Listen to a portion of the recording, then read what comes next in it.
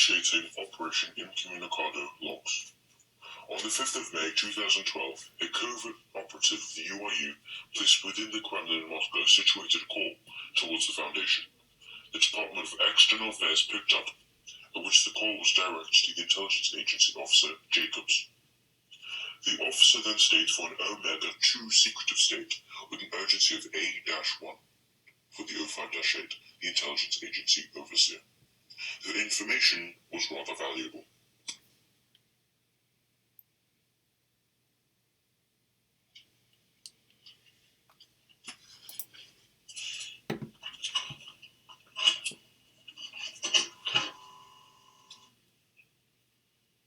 Data log 347-A. Good evening. I am stationed within the Kremlin in Moscow as an infiltrator. I have placed numerous bug devices around the Kremlin offices, all with secretive messages and pieces of data that do not really concern the Foundation, apart from one. Lieutenant General Nikolai spoke with the Minister of Defense, Pushkin Medvedev. Here is a recording of their conversation translated via linguistics department.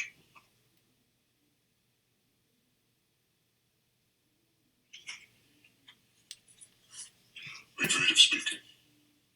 Alright, Nikolai, what's the status of Group E? Should we support them with some of our Spetsnaz forces? Nikolai's response, no, that would be suicide. The Foundation, as well as internal surveillance and security forces, would make sure it's our last decision. Why not get support from the insurgents? Medvedev, alright, make the contact immediately.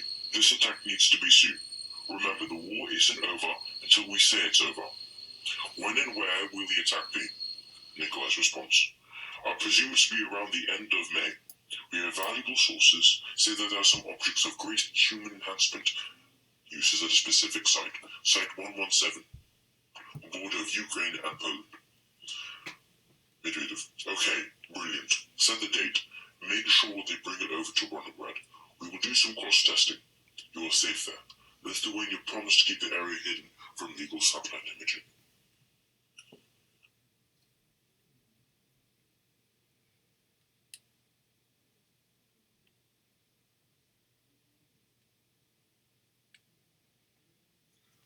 After this depiction, we decided to have a look ourselves, using the covert satellite, Treadle. And sure enough, we found an island. The satellite experienced electric haze over this island, so we immediately alerted the FBI Board of Directors. We managed to find some records within the Lithuanian archives. This island was bought by Gazprom during Saul's regime. The island undergone some construction for a few months. Numerous boats filled with equipment and men had approached the island continuously, as we could find our old satellites, of course. I'm afraid I have to depart. The rest is all up to you. Anyhow, here are the coordinates. And we wish you the best of luck. End of date log 347-A.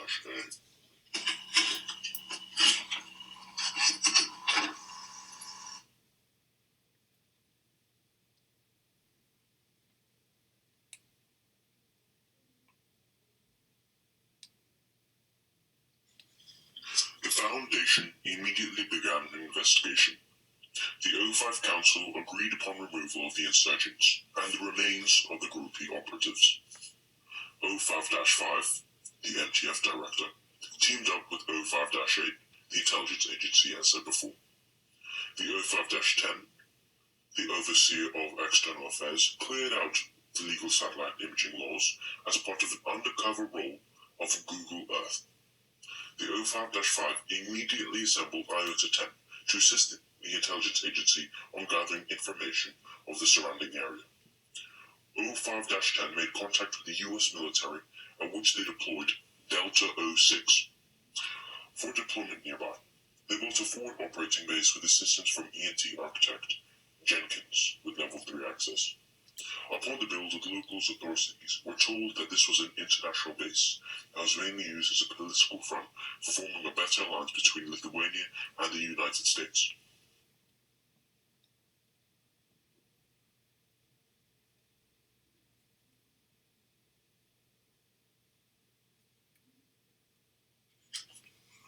On the 22nd of May, IOTA-10, and the SATCOM from the intelligence agency worked together to locate the insurgents, which they did on the south side of the island. SATCOM ran numerous diagnostics and IR scans on the area. IOS-10 completed numerous reconnaissance missions on the area. The final intelligence battle result came down to this. The first image here is of the mountain outpost. It's of a daylight angle. It's corresponding correctly. I'll give you a few seconds. Okay, the second one is of the same area except of a different angle. Yes. Mainly because the area extended, so we needed to have different visuals on the area. Since it's on a high altitude, intelligence agency comes down to lacking in those areas.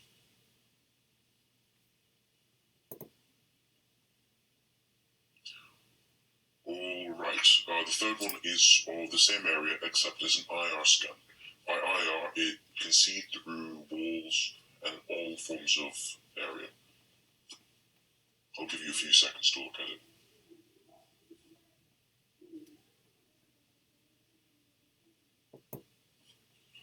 Alright, moving on. We have the Department of Utilities. This was gathered afterwards. This will be explained later. The Department of Utilities holds a bunker. This is of a daylight visual. This was taken rapidly, so it may be quite conspicuous. So IOS-10 did not film this.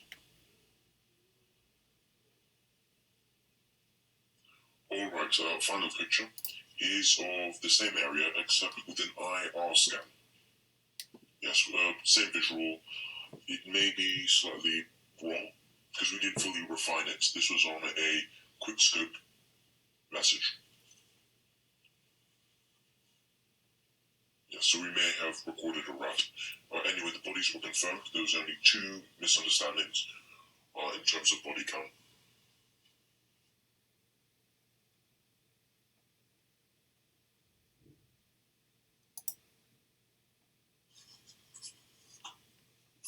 Upon discovery of such great numbers of hostiles, the intelligence agency made a request for New 7 to assist, as well as allied assistance. O5-5 immediately agreed, and the O5-10 contacted the Direwolves company that was stationed in Germany at this time. The Foundation made contact with the old allies, which have operated with the Foundation with other operations before. Upon planned routing by Commander Biggie of New 7, they began deployment planning. IOS-10 confirmed the official date of the planned attack by the insurgents, which was on the 31st of May, and discovered that a radio ECM jammer fused with a firewall encryption communication channel with other GOIs. So that was when the mission statement was discovered. Mobile Task Force Row 9 was called in to assist with the decoding. However, they insisted that the breakage and the reroute on the firewall must be done manually, actually at the insurgent mountain outpost.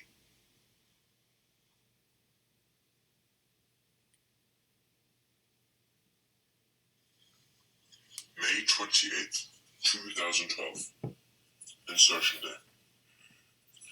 The Direwolves took off from an American aircraft carrier and landed at the forward operating base at 0800 hours.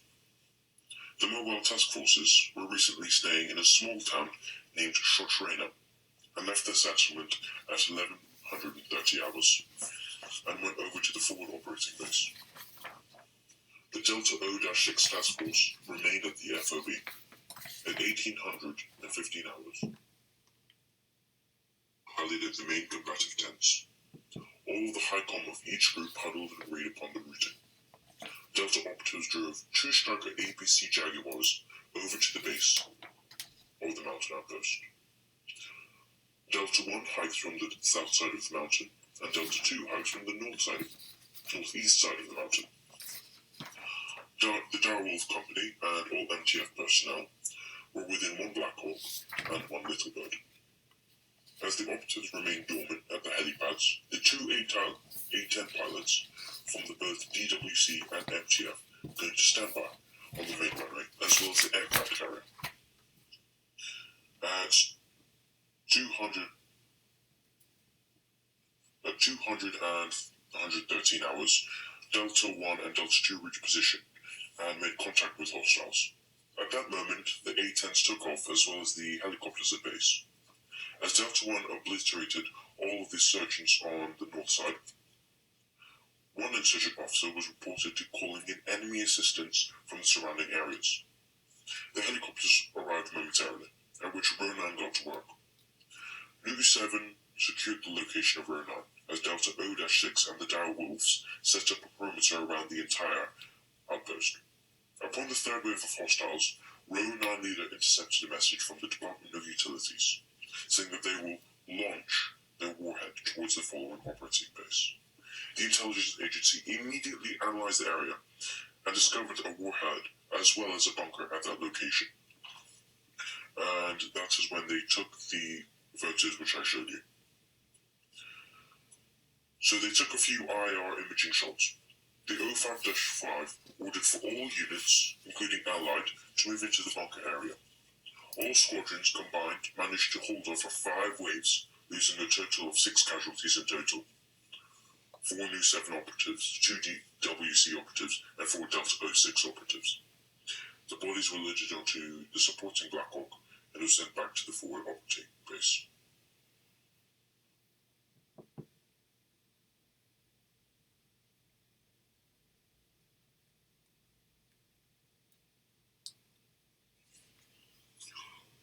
All operatives immediately began descent back down to their vehicles, at which they drove directly to the coordinates of the Department of Utilities.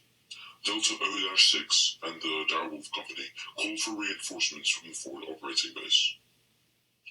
At 2200 hours and 2 minutes, the main bulk of the group arrived at the facility and immediately made contact. 3 New 7 operatives were taken out by the sniper, while an RPG knocking over the vehicle holding Delta-2 was knocked over. Delta-1 covered the entire armada as everyone made a recovery.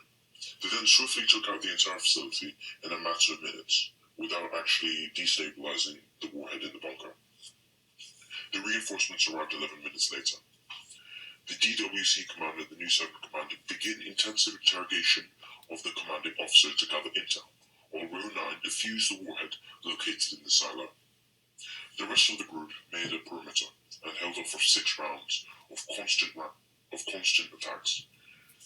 It was obvious that valuable intel was held at that location.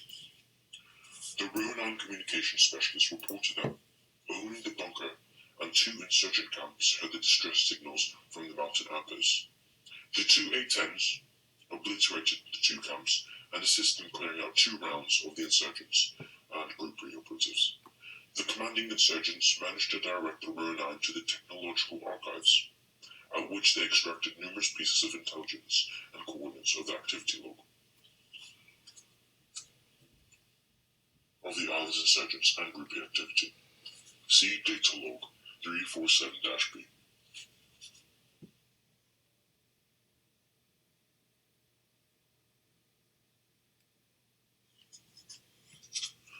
Everyone quickly left. Half of the unit was evac'd by Delta 06 Air Force, while the rest drove back in the convoy vehicles they came in. Upon arrival back to the forward operating base, the soldiers celebrated a swift victory, but also mourned the lost brothers. In total, 19 soldiers passed away, while 11 got seriously injured. The Foundation gave a generous donation to both the DW Company and the Delta 06 Task Force.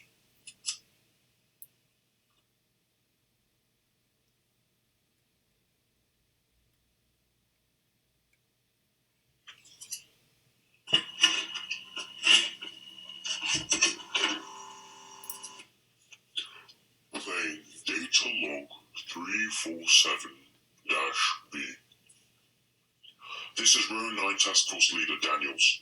We arrived back to base a few hours ago. Only one of my operatives got hurt from an electric surge. Otherwise, he's in recovery. I have found some valuable evidence that has made the new 7 commander keep all operatives here in the base.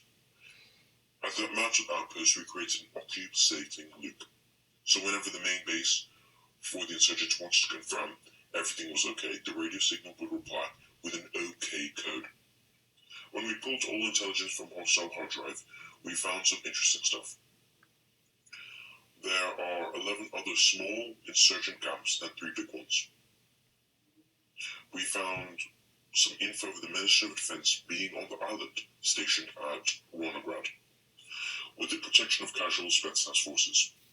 We also discovered they have found 2 other rock anomalies not in Foundation inventory. The first one they discovered in 1988, which they considered extremely hostile to human life, which they are planning to transport to Smolensk for further testing.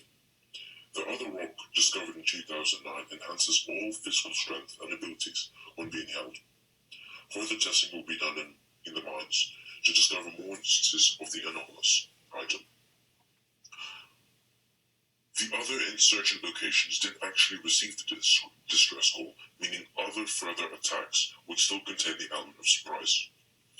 The High Command here have ordered me to tell the O5 Council that attacking has to be soon and swift. We will keep reviewing the intelligence. All of it seems like basic delivery logs. Row 9 leader, Daniels, out. End of data log 347-B.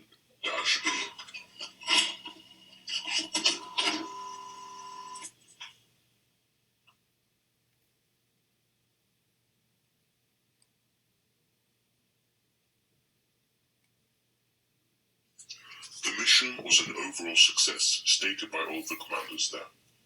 The O5 Council ordered all personnel, as well as allies, to remain, just for the time being. End of Operation Incommunicado 1.